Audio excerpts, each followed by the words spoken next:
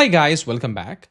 Do you know now you can run the Codex app with the power of the local large language model using Ollama, which is this one as you can see over here. As mentioned in this particular page, you can use the Codex app in the OpenAI desktop coding agent for macOS and Windows, but with the Ollama configurations, which means you can just use the command Ollama launch Codex app, and then you can start using the power of local large language model and run everything with the Codex app itself.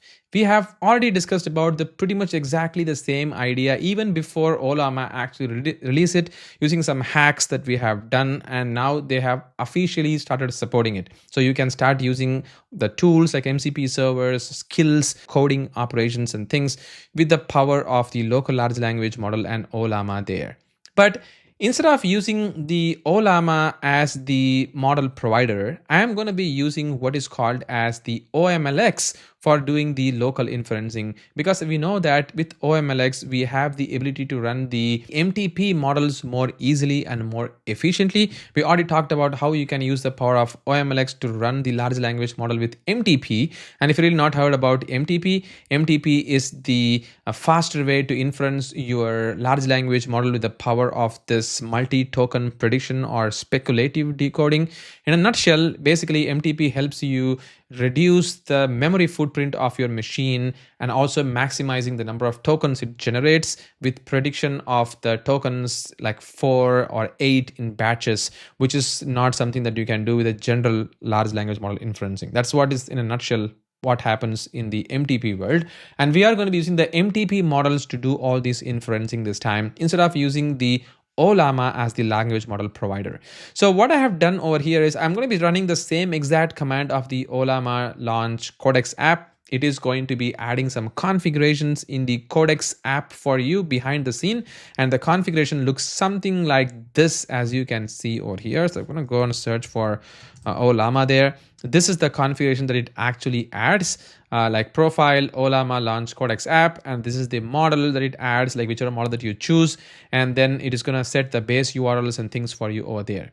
So what I've did is like a little bit of a hack there, just copy pasted the same exact command. The only thing that I made change is that I have created like a oMLX launch Codex app, and I've changed the model that I'm going to be using for the inferencing, which is the MTP model, because this model has got the MTP enabled, and this is the URL of the oMLX for me, and this is the password to connect to my oMLX running locally within my machine.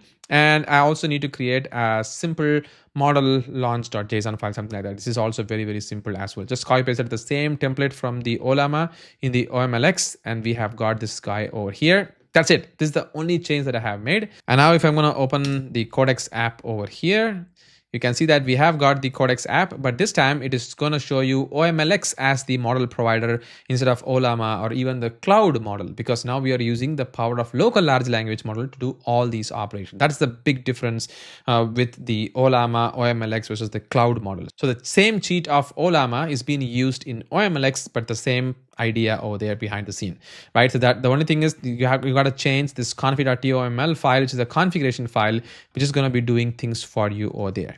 And once you have that change, then it's very, very straightforward. Just go to the oMLX that you have installed, start the server, make sure that you have got the MTP enabled model downloaded, which means there is a faster inferencing. And now if I'm going to go to the admin pane over there, and if I'm going to go and show you the model, which I'm currently activating, which is going to be the QN 3.6 35 billion A3B MTP model, and this is an MOE model as well. And you can see that this model has got the MTP enabled. So native MTP is enabled. So it's speculative decoding, and it has got 1.5 to 2x faster decoding compared to other models. And once you have all of these set over here, now we are pretty good to go. Let's go to the dashboard over there and go to the Codex over here. And I'm just going to say hi. So the moment I'm going to say hi over here, you should see that we have got the pre-fill token coming up, and we have the cache tokens and how many tokens being generated, and things are coming up for me over there. And if I'm going to show you my activity monitor, it is going to show me that this is the memory size at the moment being utilized over here. And if I'm going to hit slash over here, it's going to show me all the different options that you can choose through, like the code reviews or forking or the goals and things of that nature. So let's say if I want to get my daily briefing, I have created a skill myself with the Codex app over here, pretty much like how you do with the OpenClaw. And this guy is going to get me the daily briefing from 4 different websites like MacRumor, Hacker News, and neowin.net, and subreddits from Reddit. So it's going to read all of these information by compiling a briefing.py over there, and you see that now I'm getting all the informations along with the link of where I can actually see this news as well, which is pretty amazing. So you see that now I get all the daily news information right from my machine running in my local large language model as well, pretty much like OpenClaw world, like how we did earlier as well. So everything is going to come up. See, I can go and click it. It's going to show me the news. And if you want to get more information, let's say Llama CPP has a clever trick to speed up the KB cache decoding. And if you're going to hit enter, then it is going to go and read that thread for you. And it's going to fetch that information. It's going to summarize that information for you as well. And it's going to get you those informations over here. So you can do these kind of tricks, which is pretty amazing, running everything in your local large language model. And the next thing that you can do is, of course, coding part, which I'm really not going to show you because we have discussed coding part with these kind of coding agents many times. So that is something that I'm going to be completely ignoring for this particular video.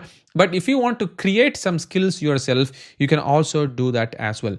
So for instance, if you want to check the calendar appointment of your Mac OS, then you can also do that one as well. Go to the new chat and then say, check my calendar notification for maybe just not calendar notification, calendar for any appointments this month. So I'm going to just take the entire month this time.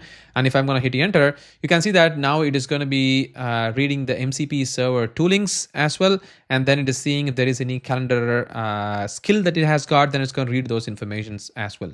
So all these skills are going to be utilized as if like it is using the large language model running on the cloud in the Codex app. So you can go and click the skills and you can see that these are the skills that we have got. So it's going to show you all the skills that we can utilize within the Codex desktop app as well, with the large language model running locally, which is pretty amazing. And you can also create the skills because they have got a skill for creating the skill. So skill creator is there as well, so you can use it.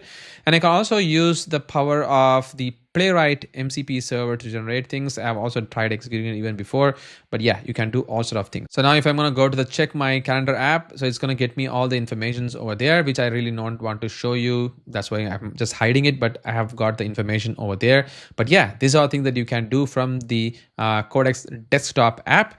And you can also create a lot of automations if you want, like daily briefing, weekly reviews, project monitoring. So those things you can do it as well.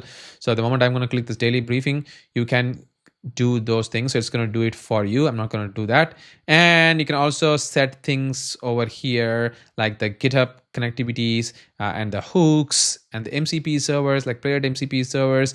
You can also enable all of these. I don't see the app shots really working at all within the local large language model, but I think it may be enabled in the future releases. But this is how you can use the power of the local large language model like Ollama, running in the Ollama or oMLX with the Codex desktop app, and you can use it for personal digital assistant, workflow automations, as well as knowledge workers who are going to be using these tools more often. This is the way that you do it. Once again, thank you so much for watching this video. Catch you in the next one.